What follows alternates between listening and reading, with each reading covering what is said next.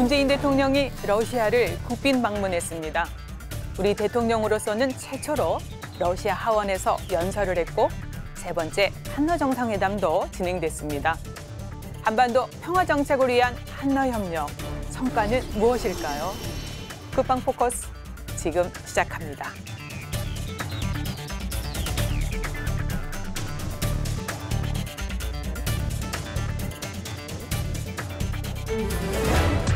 문재인 대통령이 러시아 국빈 방문을 마치고 귀국했습니다. 사상 첫 러시아 하원 연설을 통해 한러 협력의 중요성을 강조한 문재인 대통령은 푸틴 대통령과의 세 번째 정상회담을 진행했습니다. 러시아 정부와 계속해서 긴밀하게 협의하고 공조해 나갈 것입니다. Вы знаете, что Россия всегда выступала за нормализацию на Карибском полуострове. 2박 4일 러시아 방문과 한러 정상회담 성과는 무엇일까요?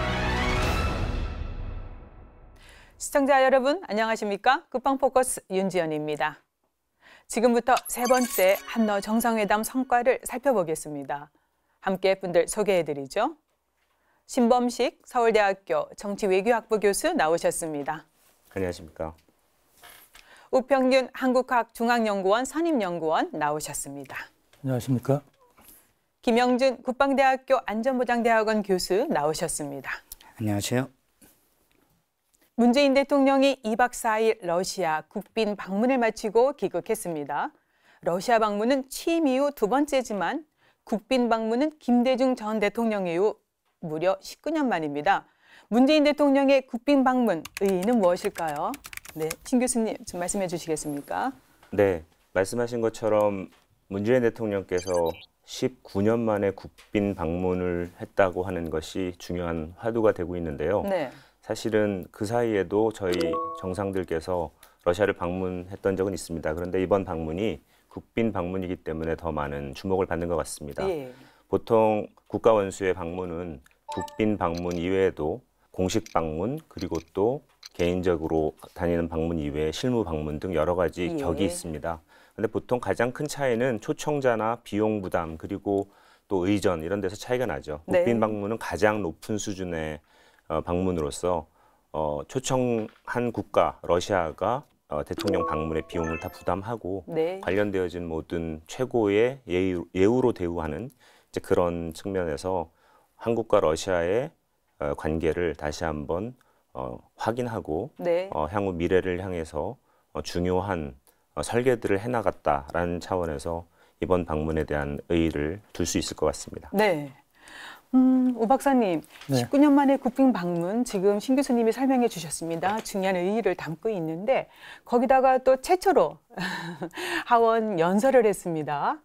두마라고 불리는데요. 뿐만 아니라 또 22일에는 또 한러 정상회담을 했는데 이렇게 2박 4일 좀 바쁜 일정이었지만 이번 정상회담 어떻게 평가를 해볼 수 있을까요? 네, 말씀하신 대로 우리나라 대통령으로서 이제 처음 국가 두마에서 연설을 하셨죠. 그래서 그 연설 내용이 상당히 러시아 사람들의 정서에 맞는 접근하기 좋은 내용들, 또 양국 간의 이제 공감대를 넓힐 수 있는 그런 좋은 내용들로 채워져서 네. 이 두마 의원들의 이제 환대를 많이 받았다고 생각이 됩니다. 그리고 이제 최근에 남북회담 또 한미 정상회담에 이어서 이제 이 한러 회담을 통해서 우리 정상회의의 외연을 넓히고 네. 북핵 문제와 한반도 평화 체제를 수립하는데 한 걸음 더 나가는 네. 하나 이제 교두보를 쌓은 그런 회담으로 이제 평가가 가능하다고 봅니다. 네, 전반적으로 굉장히 긍정적인 네. 평가를 해주셨습니다. 약 18분간의 하원 연설을 했는데 하원 의원들의 환대 그리고 러시아와 한러 관계를 과거, 현재, 미래를 좀 다 언급하지 않았나 싶은데요. 교수님은 어떻게 평가하십니까? 전 너무 좋았습니다. 제가 사실 학교에서 러시아 군사 전략, 국방 정책 이런 과목들을 가르치는데요. 그때마다 이제 사실 한러 관계 발전이 됐으면 좋겠는데 저희의 바람과 다르게 미러 관계하고 많이 이제 연결이 되잖아요. 그래서 네. 미러 관계가 안 좋을 때는 사실 한러 관계가 발전되는 면이 제한되는 면이 분명히 있었는데 이번에 뭐 북미 정상회담이라든가 여러 가지 것들을 보면서 한러 관계가 굉장히 잘 풀리겠다. 저는 학생들하고 굉장히 많은 기대를 가졌었고요. 러시아 대사관분들 종종 제가 회의를 해서 만나는데 굉장히 공모된 분위기였습니다. 그래서 뭐 굳이 한 줄 총평을 하자면 right time, right place에서 라이팅이 이루어졌다. 올바른 시간에 모든 것들이 잘 풀려나갈 수 있는 좋은 계기가 시작된 걸로 저는 기대를 하고 있습니다. 네, 판문점 선언이 하원 연설 관련해서 한 가지 말씀드릴 것은 사실은 미국 같은 경우에는 의회에서 연설을 하는 것이 굉장히 이제 예우에 해당되죠. 그런데 러시아 같은 경우에는 외국 국빈들을 방문 시 의회에서 연설하는 일들을 잘 안 합니다. 그리고 국가 관례적으로도 없는 일인데 저희 쪽에서 강력히 요청을 한 것 같습니다. 그런데 이제 러시아 입장에서는 다소 좀 당황스러웠던 일이었는데 생소한 점도 있었겠네요. 맞습니다. 그런데도 불구하고 그것을 허용해주고 그리고 또 대통령의 연설에 대해서 하원 의원들이 굉장히 긍정적으로 반응을 보여줘서 그만큼 여유를 가지고 우리에 대한 우호, 환대 이런 것들을 표현해 준 게 아닌가 싶습니다. 그러니까 하원 연설 그 자체만으로도 상당한 상징성을 가지고 있다라고 볼 수 있겠습니다. 네, 제가 아는 걸로는 거의 외국 원수로는 처음으로 의회 연설을 한 것으로 알고 있습니다. 김 교수님 이렇게 이제 러시아와 한국과의 관계가 사실은 꽤 됐지만 이번 한러 정상회담을 통해서 또 새로운 모멘텀을 만들어가고 있는 것 같습니다. 자, 그렇다면 러시아의 힘, 그럼 우리가 군사력이 먼저 떠오르는데 어떻게 또 그런 점을 생각해 볼 수 있을까요? 최근에 이제 서방 언론에서 이슈가 된 게 푸틴 대선 전이죠. 굉장히 긴 국정 연설을 하면서 미국의 MD 체제를 무력화할 수 있는 여러 가지 무기들을 소개를 했죠. 사실 뭐 그게 실제 그런 힘을 갖고 있냐 마냐에 대한 이제 논란들이 있긴 했지만요. 러시아는 사실 뭐 여기 우 박사님 많은 글을 내셨지만 러시아 국방개혁 관련해서 굉장히 드라이브를 잘 걸고 있습니다. 그래서 선택과 집중이죠. 예산 크게 줄이지 않으면서 사실 굉장히 많은 부분에서 전력의 현대화들을 이뤄나가고 있죠. 그래서 그런 부분에서는 극동 지역에서는 사실 핵심 이익이 걸려있는 서방이나 중동보다는 경제적 실용적 이익에 치중한 걸로 저희들이 평가를 하고 있고요. 쿠릴 열도 부분에 이제 군사기지 확충을 제외하고는 사실 동방경제 포럼에서 보여지듯이 굉장히 군사력의 투사보다는 어떤 경제적 실용적 이익을 구사한다는 측면에서 군사적인 면에서 굉장히 그런 힘들을 추구하지만 굉장히 극동 지역에서는 실용적인 면들을 추구하는 걸로 저희는 파악을 하고 있습니다. 푸틴 집권 이후에 가장 중요한 또 영향력을 발휘한 것이 국방개혁 분야가 아닐까 싶은데요. 더불어서요. 우리 선생님 또 국방개혁도 한번 언급해 주시고 또 러시아하면 또 자원을 빠뜨릴 수가 없습니다. 러시아의 경제적인 측면 강조해 주시겠습니까? 네, 뭐 잘 알려져 있듯이 러시아는 동쪽 끝에서 이제 서쪽 끝까지 무려 9개의 시간대를 갖고 있습니다. 그러니까 영토가 넓다 보니까 당연히 그 자원도 많을 수밖에 없고 또 매장량에 있어서도 그 세계 최대를 자랑하는 것들이 많습니다. 그 석유나 이제 천연가스 같은 것이 이제 대표적이죠. 예를 들어서 이제 그 가스 같은 경우를 보면은 우리나라와 관계를 보면은 우리나라는 세계에서 3번째로 많이 그 LNG, 액화 천연가스를 수입하는 나라고 러시아는 매장량이 세계 2위의 이제 그 자원 국가죠. 기존에 우리나라는 중동이나 동남아 그리고 러시아, 미국 이런 그 나라에서 이제 그 가스를 많이 수입했는데 지금 그 주 수입원인 그 중동에서 매장량이 이제 점차 줄어들고 있습니다. 그래서 앞으로 우리가 이제 그 대체 그 수입처를 생각할 때 러시아가 이제 그 유력할 수밖에 없는 이유가 지리적 인접성 그리고 경제적 측면에서 대안이 될 수 있다 이렇게 전문가들이 많이 분석하고 있죠. 그래서 만일에 이 가스 사업이 남북 간에 이제 잘 돼서 우리가 만일에 공급을 받는다면은 2027년부터 한 185만 톤에서 한 900만 톤까지 수입을 늘릴 수 있다 이런 그 분석들이 나오고 있습니다. 그렇군요. 교수님 또 역사적인 측면을 한번 살펴보고 싶은데요. 우리가 동북아 하면은 한미일 중러 오각관계다 이런 말을 많이 쓰는데 그러나 또 러시아가 가지고 있는 어떤 역사적인 관점 어떻게 정리를 해볼 수 있을까요? 네, 굉장히 어려운 질문입니다. 이 짧은 시간에 그 러시아 역사를 다 얘기하기는 어렵고요. 우리가 보통 세계사를 이야기할 때 해양과 대륙의 경쟁 속에서 발전해온 과정이었다라고 이해를 해본다면 근현대사에서 대륙에 있어서 가장 중심적인 역할을 했던 국가는 역시 러시아가 아니었나 하는 생각을 네. 해봅니다. 그러니까 영국이 세계의 패권을 쥐고 있었던 해양 세력 위주의 세계 질서가 열렸을 때에도 여전히 대륙에서 자신의 존재를 과시하고 있었고 네. 또 미국으로 그 패권이 넘어갔을 때에도 미국이 끊임없이 경쟁했던 상대가 러시아이죠. 근데 사실은 이 러시아 입장에서는 자신이 유럽의 일부였지만 유럽으로 취급받지 못했던 네. 그런 그 인식적인 신드롬 또는 뭐 열등감 이런 것들이 있었고 그래서 그 속에서 동양과 서양 사이에서 위치한 중간자로서 자신의 역할을 정초하기 위한 노력들을 해왔습니다. 예. 이게 사실은 아시아 지역에 오면 아시아 지역에서 굉장히 중요한 일들에 대해서도 러시아가 빠지지 않고 관여해 왔고요. 크게 한반도 역사와 관련해서도 구한말의 네. 뭐 아관 파천이라든지 또 그리고 우리 분단 과정이라든지 그리고 우리 한국 전쟁 그리고 냉전 시기 이런 것들을 다 돌아보면 러시아가 한반도의 역사 그리고 아시아의 역사에서 한 번도 이해 당사자로서 자신의 위상을 포기한 적이 없었던 네. 굉장히 중요한 행위자입니다. 그런데 탈냉전 이후에 네. 러시아가 급속하게 이 아시아 지역에서 위상이 약화되었고 그래서 최근 우리 국민들의 인식 속에는 러시아가 굉장히 그 잊혀져간 나라 중에 하나였습니다. 우리 심상지리 속에 러시아가 굉장히 급속하게 악화되었는데 네. 그럼에도 불구하고 현재 러시아는 아시아와 한반도 문제에 있어서 중요한 이해 당사자로서 자신이 할 것들을 찾아 나오면서 서서히 다가오고 있고 그것이 아마 푸틴 대통령의 신동방 정책이라는 이름으로 우리에게 알려지고 있습니다. 네. 유럽과 아시아를 아우르는 유라시아 지역의 맹주국가 아니겠습니까? 맞습니다. 네.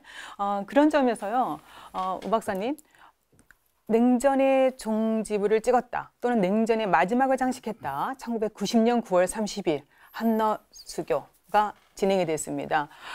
그 당시에 사실은 사회주의 국가였던 구소련하고 우리가 수교를 맺었을 때 경이로운 일이 발생했다 이런 표현도 썼습니다.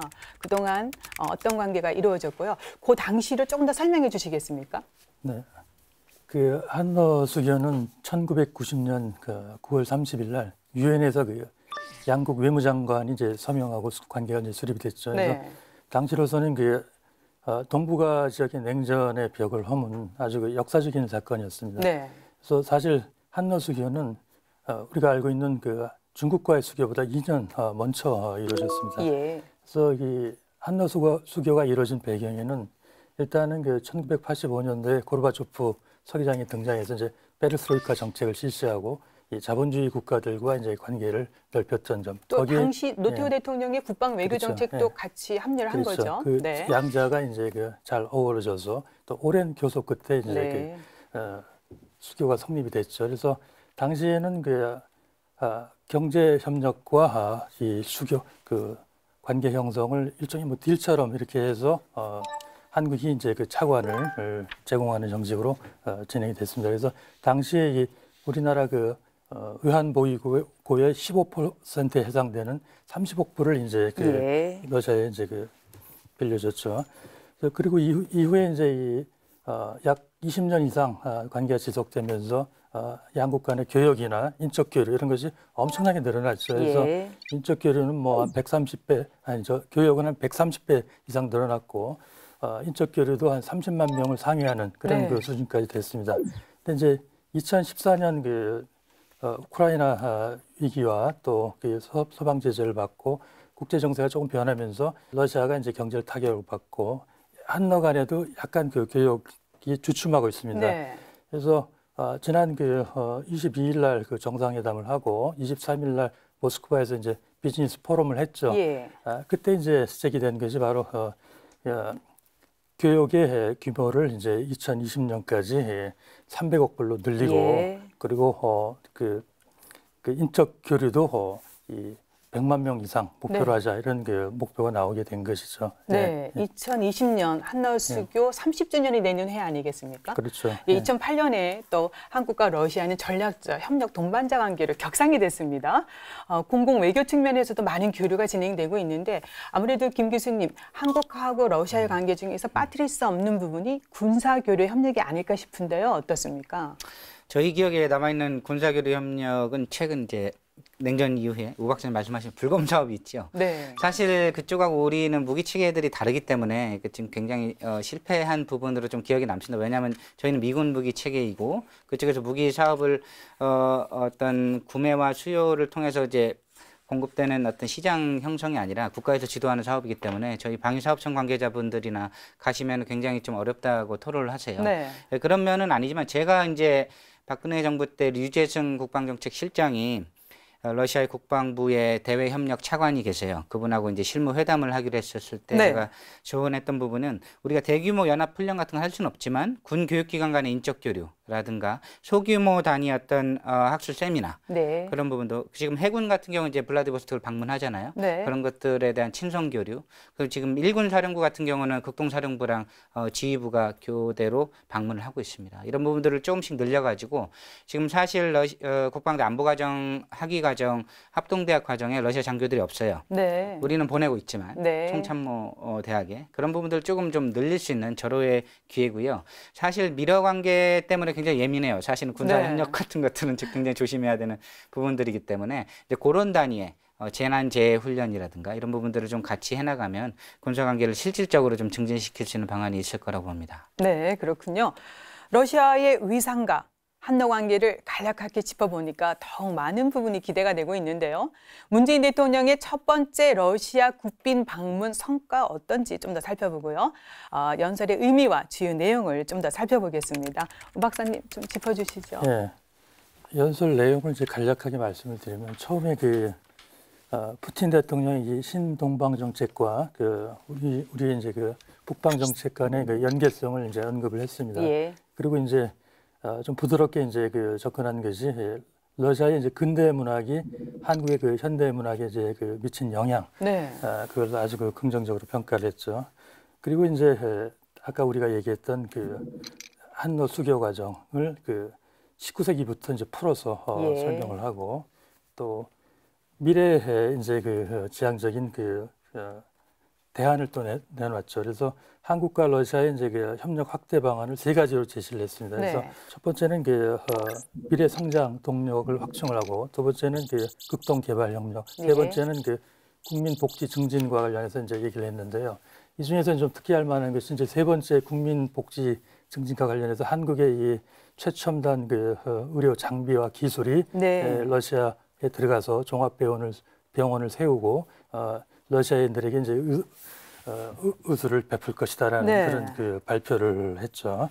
그래서 이런 정리를 하고 이제 마지막으로 이제 유라시아 시대의 의미를 강조를 하고 또 러시아와 한국민의 이제 새로운 미래를 네. 이제 원대하게 제시하면서 끈 마무리를 러시아어 발조의 스파시벌 대단히 감사합니다로 네. 이제 마무리를 했죠. 그래서 아까 말씀드렸듯이 첫 번째 우리나라 대통령의 연설이자 또 흔치 않은 외국 정상의 네. 연설을 통해서 러시아 국민들에게 많은 좋은 인상을 네. 남길 수 있었다는 점에서 아주 긍정적인 평가를 하고 싶습니다. 네, 러시아 하원에서 외국 대통령이 연설을 하는 게 거의 드문 일이기 때문에 그 자체만이라도 러시아 국민들에게 많은 인상을 그렇죠. 주었던 것 같습니다.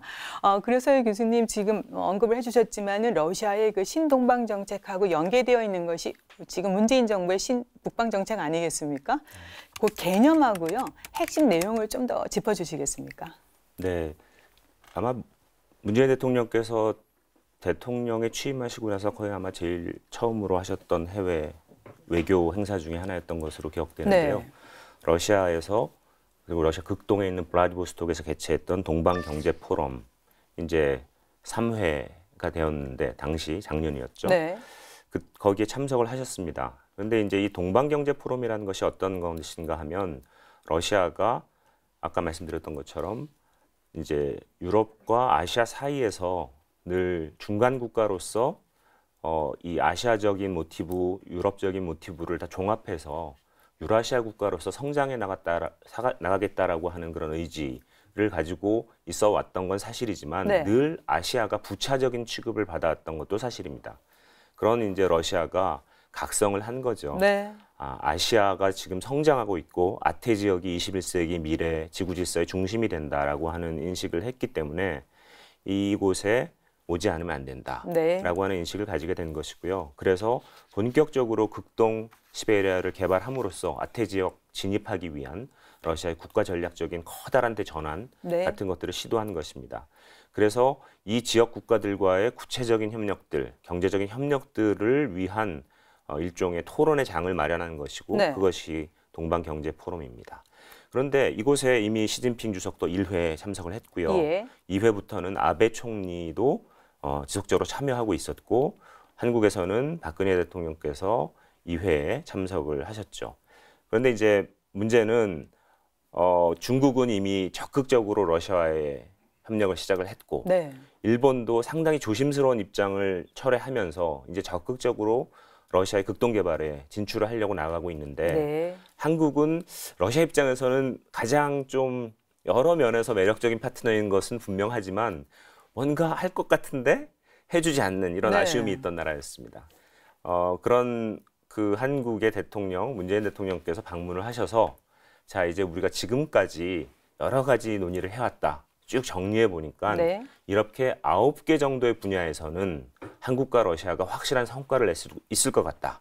그래서 우리는 이 9개의 다리를 러시아와 한국 사이에 놓고 그래서 한국이 대륙으로 연결되어지고 뻗어나가는 중요한 통로로 삼겠다라고 예. 했던 것이고요. 그 9개의 그 분야가 제가 암기에 약해서요. 살짝 보고 말씀드리면 네. 가스, 네. 항만, 전기, 철도, 북극 항로 개발, 조선, 일자리, 농업, 수산업입니다. 거의 뭐 전 분야 아니겠습니까? 맞습니다. 그런데 네. 이렇게 여러 분야에 걸쳐서 한국과 러시아가 상호 보완적인 서로 윈윈을 할 수 있는 다양한 협력의 프로젝트들이 있다는 것이고 네. 지난 거의 30년 다 돼가는 이 수교 기간 동안에 이 분야에 대한 많은 연구들도 있었습니다. 예. 그런데 실질적으로 이루어진 것들은 굉장히 적어요. 그러니까 성과가 없었다는 맞습니다. 얘기잖아요. 네. 연구도 했고 하면 괜찮을 것 같은데 네. 뭔가에 의해서 발목을 잡혀서 네. 실질적인 협력을 이루지 못하다가 이번 문재인 대통령께서 지난 방문, 그다음에 이번에 국빈 방문을 통해서 이 9개 분야에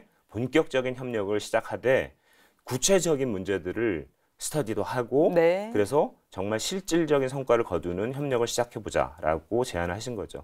그런 의미에서 한러관계는 아마 실질 협력 분야에 있어서 굉장히 좋은 성과들을 앞으로 이루어나갈 수 있지 않을까 하는 네. 생각을 해봅니다. 철도 연결 사업도 정말 대표적이지 않습니까? 맞습니다. 또 가스관 연결도 좀 됐으면 좋겠고요. 그렇습니다. 이번에 또 북극도 굉장히 중요한 요소로 언급이 됐습니다. 맞습니다. 자, 이제 올해 동방경제포럼에도 대통령께서 참석할 것 같은데 네. 좀 더 획기적인 관계 개선을 좀 기대해 보고요. 네.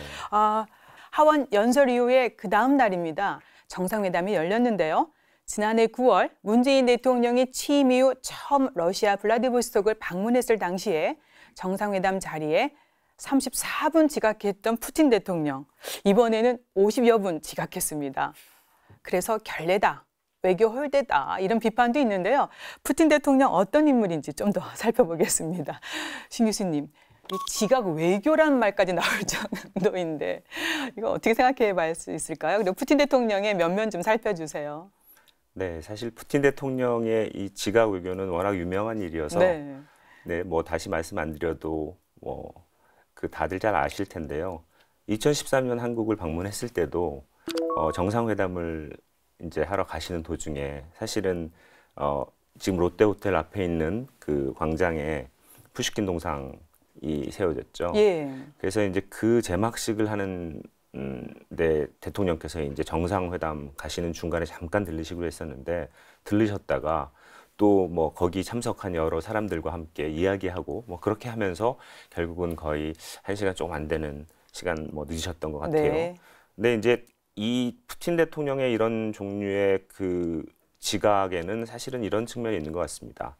일종의 이제 뭐 일부 해석하기로는 러시아가 굉장히 고압적인 외교를 하고 있고 네. 이렇게 결례 같은 것들도 우리는 뭐 자연스럽게 행할 수 있는 그런 나라다라는 걸 보여주려고 한다라고 생각을 하지만 그런 측면보다는 푸틴 대통령 개인이 굉장히 실질적인 사람입니다. 그래서 어떤 시간에 맞춰서 성과를 내지 못하는 일들이 그냥 지나가는 것들을 보지 못하고요. 네. 일단 한번 얘기를 하고 같이 대화를 시작하면 뭔가 아주 실질적인 이야기를 나누기를 원하는 그런 성격이 있습니다. 네. 그래서 그런 성격 때문에 그 앞에 있는 일정들을 쭉 소화하다 보면은 이제 그런 그 조금씩 그 지체가 발생을 하는 것 같습니다. 그런 걸 개의치 않는다. 네, 뭐 이런 얘기. 좀 그런 면에서는 굉장히 실질적이고 형식에 대해서는 상당히 좀 유연한 사람이라고 보는 게 맞을 것 같고요. 네. 특히 지금 러시아에는 월드컵을 네. 개최하고 있습니다.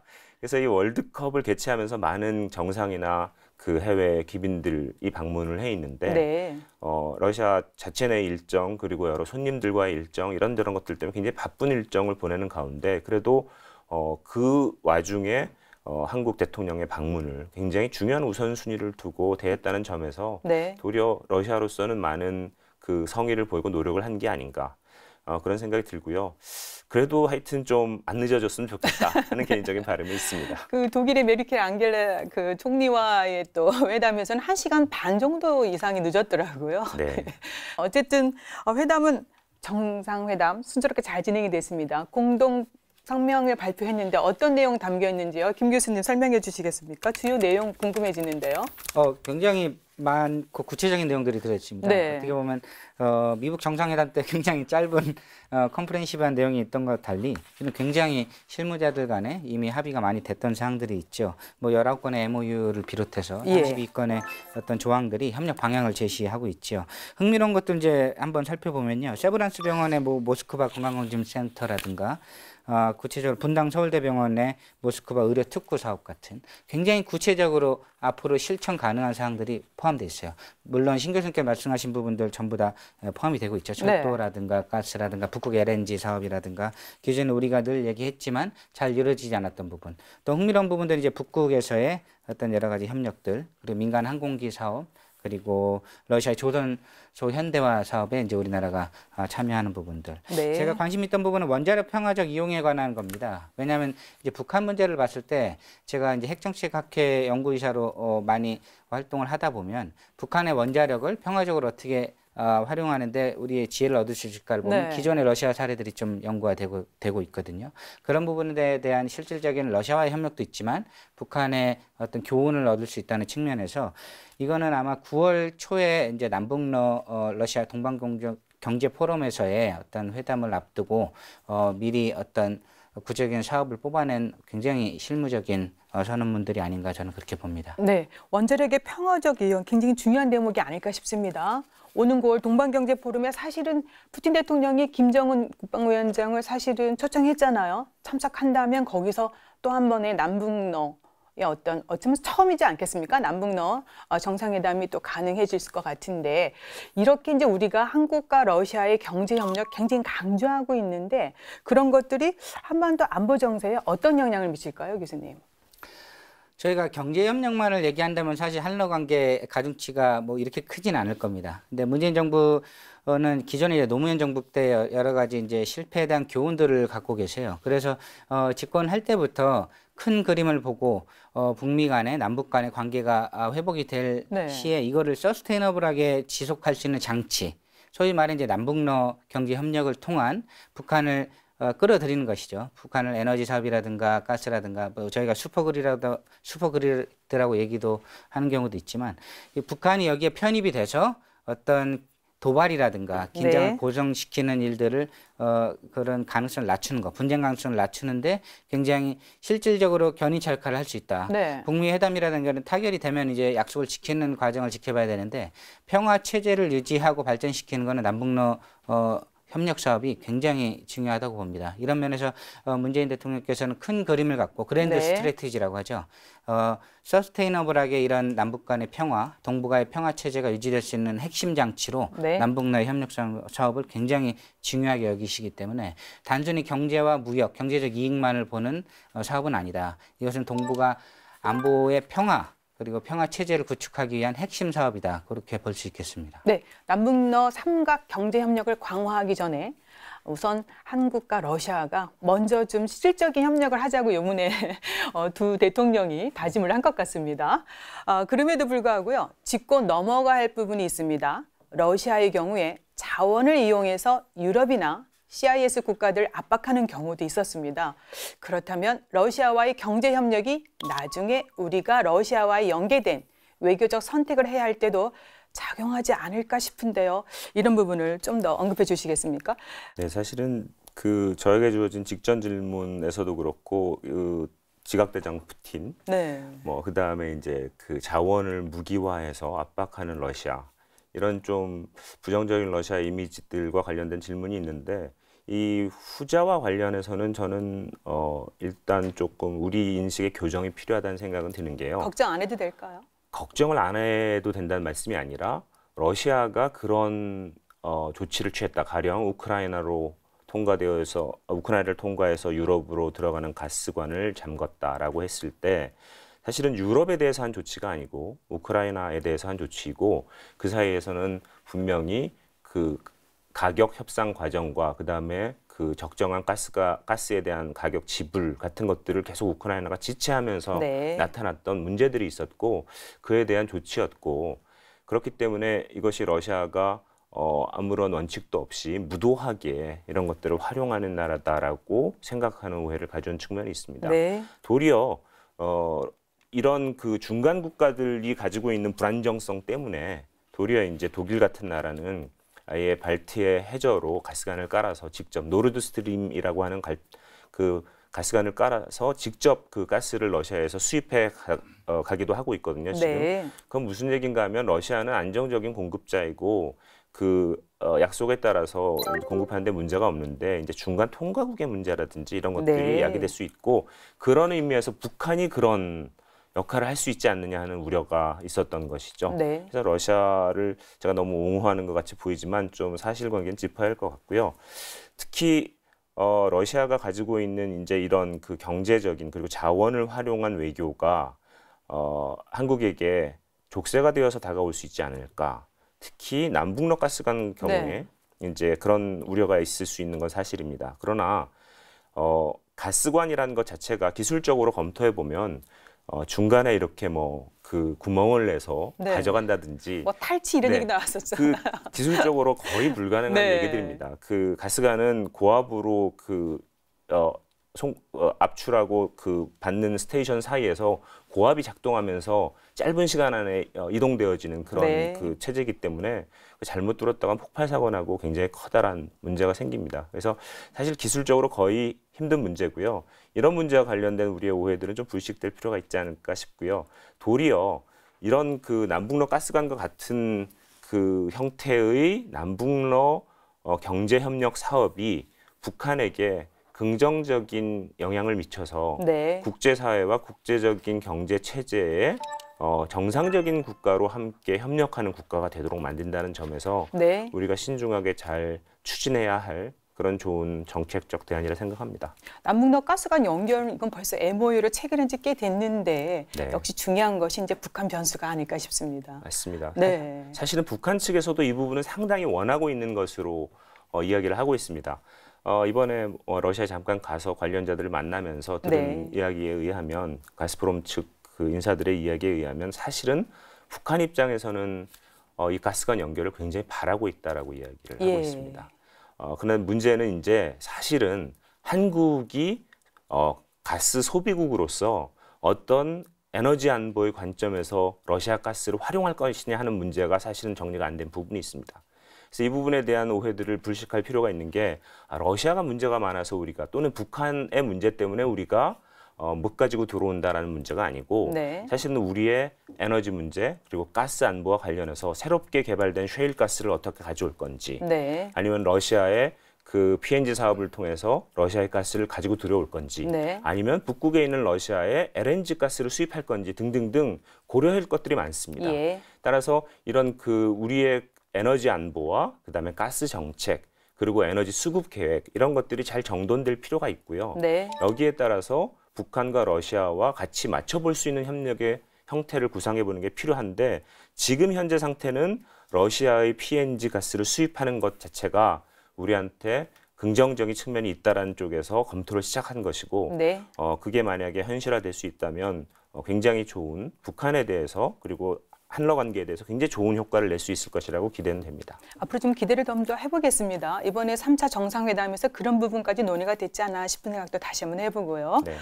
오 박사님, 네. 공동 성명문을 보면은 이제 푸틴 대통령이 판문점 선언을 환영한다.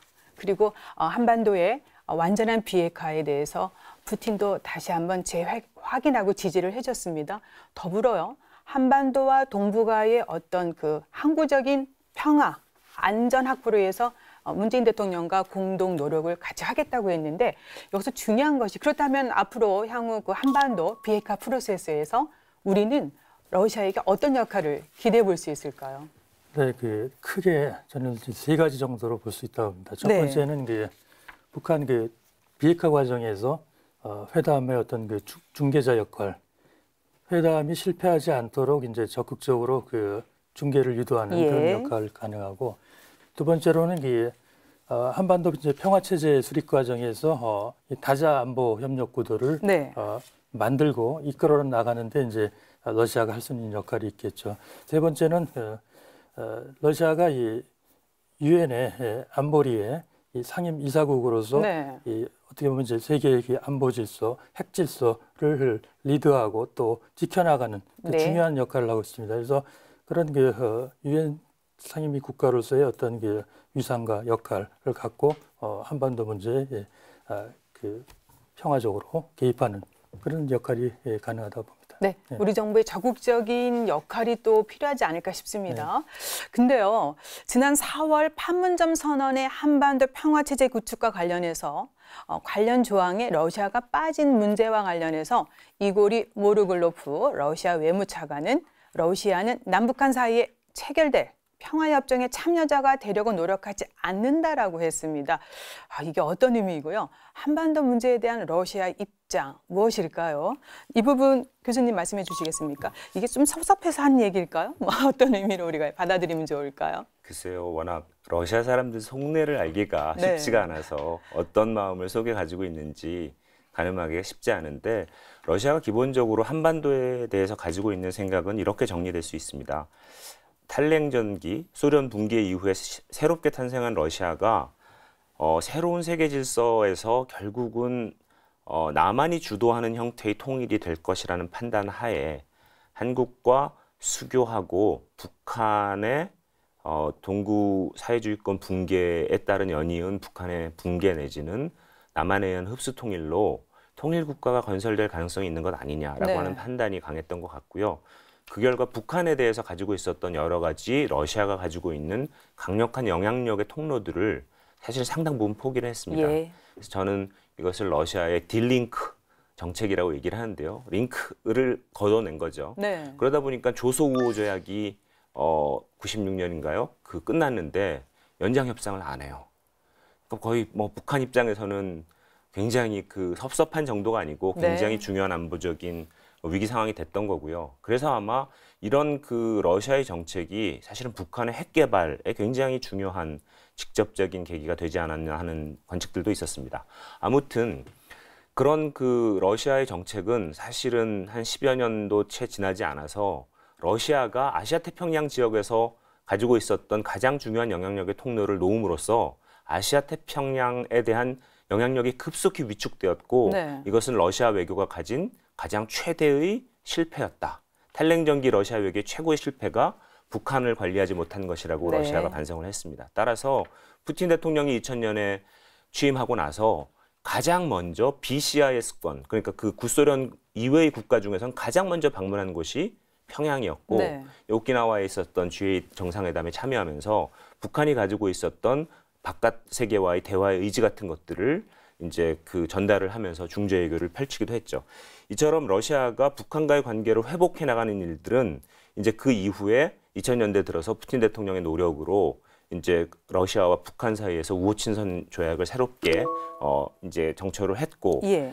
그런데 이제 이게 일종의 국가의 틀을 만든 거라면 사실은 실질적인 협력을 위해서는 북한과 러시아 사이에서의 채무 문제가 해결되어야 됐습니다. 예. 근데 이 채무 문제가 해결되기까지 굉장히 시간이 걸렸고요. 근데 이거 해결됐잖아요. 2012년에 와서야 네. 해결이 된 겁니다. 즉 무슨 얘기인가 하면 러시아가 북한과의 관계는 러북 관계 자체에만 의미를 가진 게 아니라 러북 관계의 군사안보적인 문제 그리고 경제적인 문제를 차곡차곡 해결해 가면서 한반도에 대한 영향력의 통로를 꾸준히 증대시켜 왔다는 것을 의미를 하고요. 네. 따라서 한국 문제, 한반도 문제는 러시아가 아시아 태평양을 향해서 들어오는 데 있어서 굉장히 중요한 문제로 인식하고 있다는 겁니다.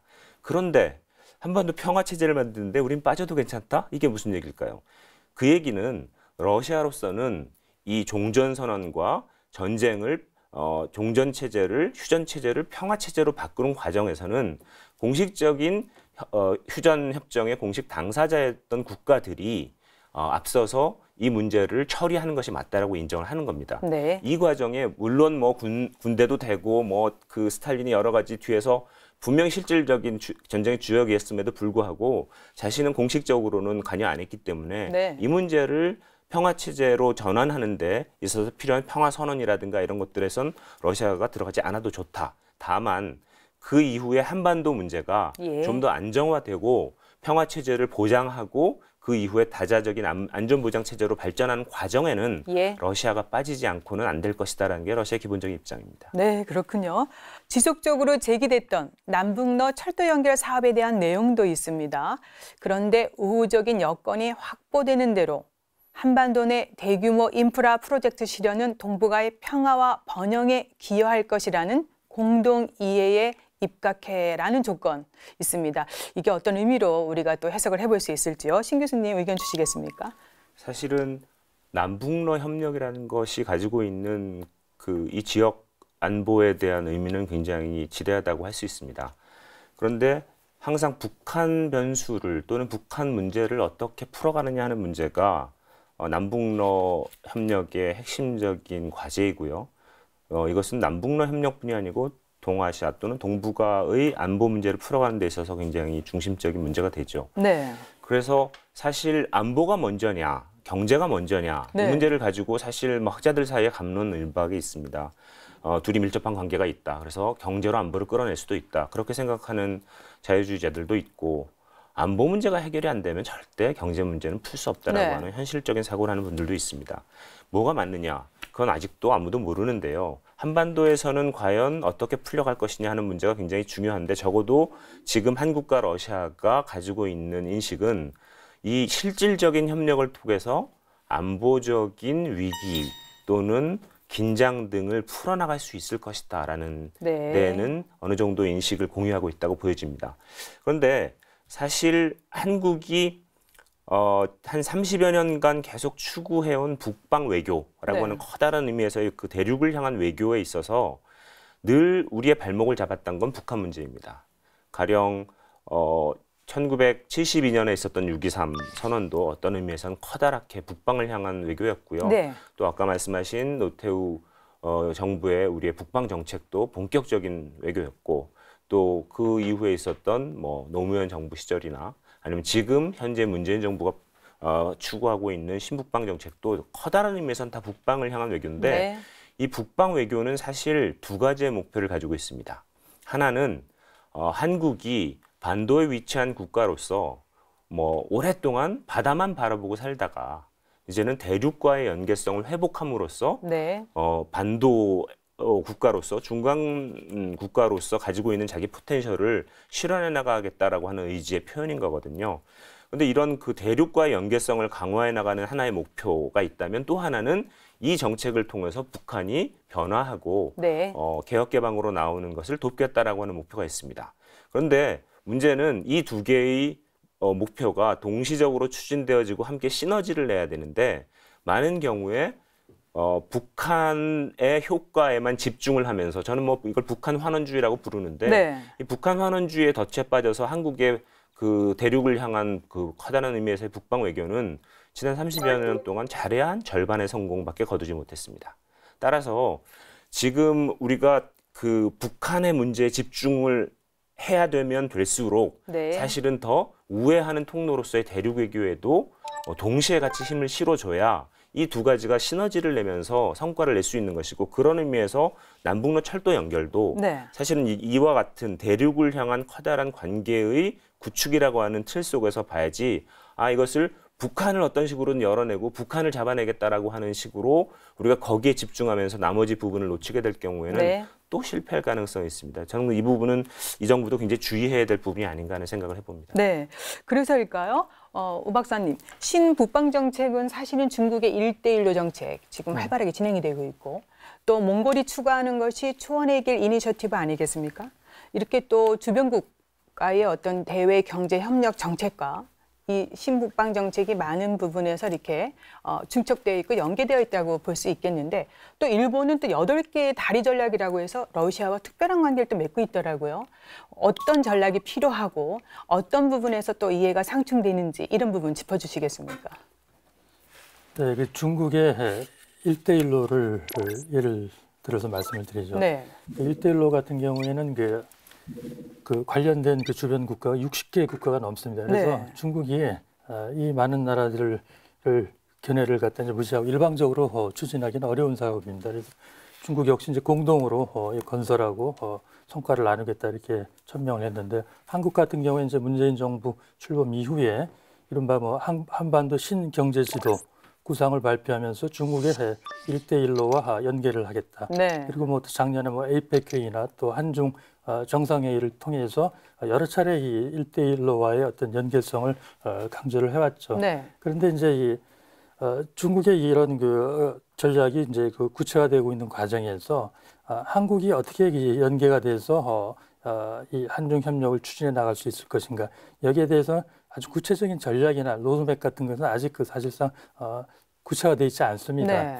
네. 이거를 이제 도출하기 위해서는 한국과 중국의 공동이익이 무엇이냐를 먼저 선별하는 작업이 필요하겠죠. 네. 그리고 또 1대1로의 그 실행 계획 중에서 이를테면 몽고와 이제 중국 그리고 동북 삼성을 포함하는 회랑이 있습니다. 네. 이쪽 지역이 이제 한반도 또 우리가 같이 연계하기 좋은 그런 여건들을 갖고 있기 때문에 한국이 또 러시아 극동까지 포함해서 협력할 수 있는 어떤 적극적인 그런 역할, 네. 또 방안 이런 것들을 좀 초점을 맞춰서 구체화하는 것이 좋지 않을까 이런 생각을 해봅니다. 네. 또 송영길 북방경제위원회 위원장은 얼마 전에 그동안 지나치게 북한과 연계해 한러가 발목을 잡혔다면서 먼저 북한 참여 없이 한러 중앙아시아 국가들과 협력하겠다고 했습니다. 북한이 동의 없이 송유관 문제나 철도 연결 문제 해결이 어려울 것 같은데, 이런 점 우리가 어떻게 또 고려를 해볼 수 있을까요? 네, 당연히 북한의 이제 동의가 없이 송유관이나 철도를 부설하는 것은 성립이 안 되겠죠. 네. 철도 같은 경우에 최근에 태영호 공사 측에 나와 있듯이 북한이 결정적으로 이제 승낙을 못했던 것이 이제 동해안을 따라 배치되어 있는 군 부대의 어떤 이전 문제 이런 것들이 네. 해결이 안 되기 때문에 그렇다는데, 이번에 과연 북한이 어떤 식의 이제 반응을 보일지 상당히 귀추가 주목이 됩니다. 네. 송영길 위원장의 이제 발언을 이제 어떻게 볼 수 있냐면요. 이건 이제 그런 사안이 아니라 최근 이제 북방경제협력위원회가 구상하고 있는 로드맵이 있는데, 네. 거기 이제 대강 밝혀진 걸 보면은 이 유라시아를 이제 몇 개의 권역으로 나눠서 권역별로 차별화된 전략을 이제 구상한다.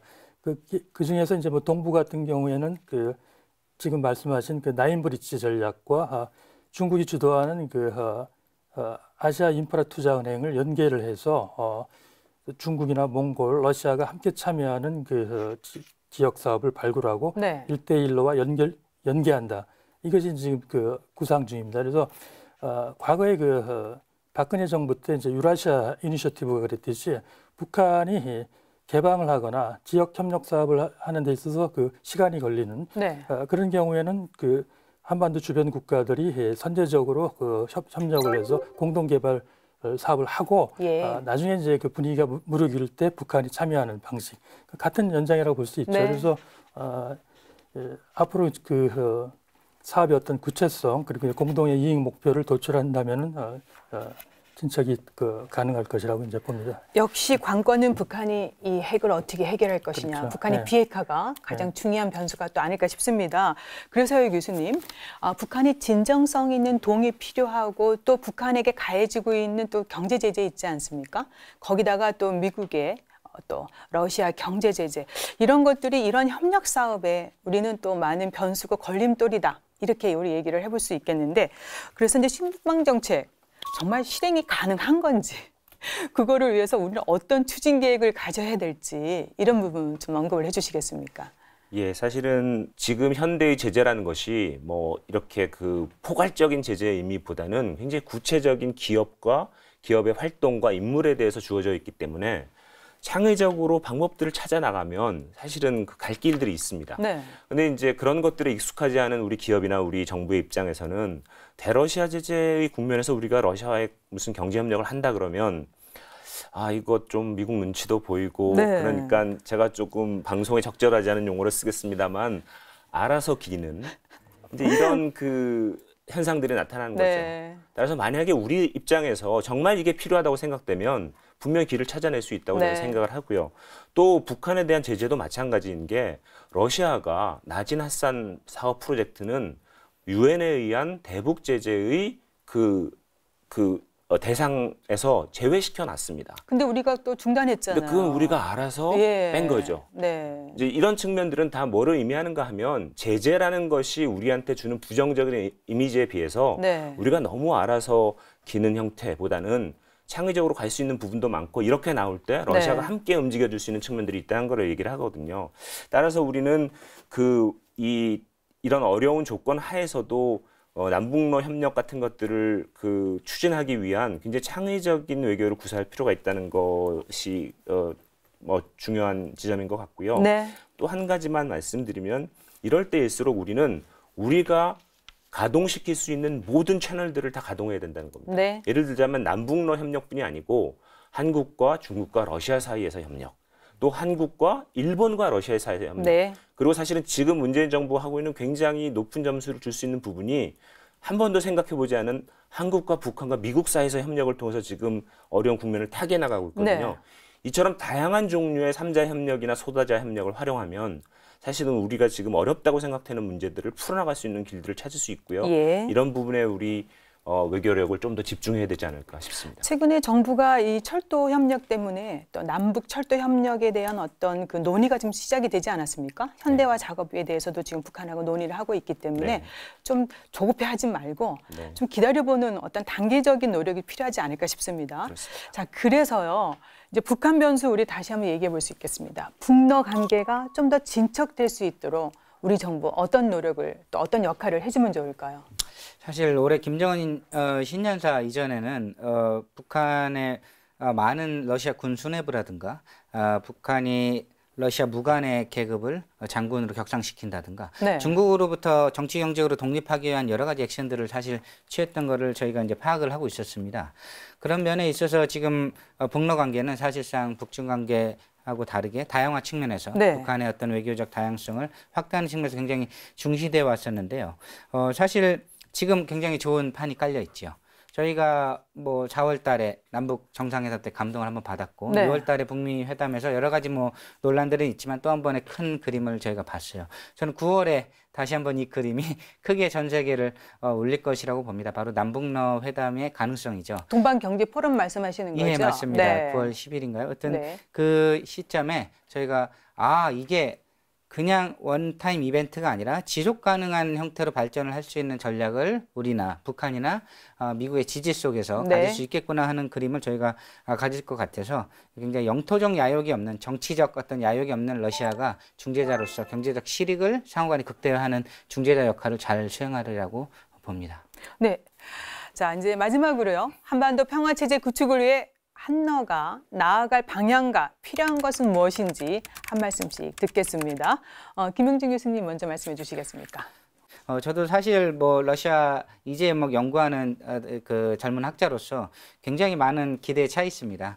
러시아 대사관에 있는 젊은 외교관 친구들하고 얘기를 해보면 지금 굉장히 고무돼 있는 상태고요. 네. 제가 지금 여러 가지 제가 라이트 타임, 라이트 플레이스, 라이트 띵이라고 얘기 드렸었는데 지금 기회가 굉장히 여러 가지 측면에서 모든 나라한테 윈윈이 될 수 있는 그런 상으로 발전되기를 기대하고요. 9월 동방경제 포럼 다시 한번 좋은 성과를 거둘 수 있기를 모두가 노력했으면 좋겠습니다. 네, 우 박사님도 한 말씀 해주세요.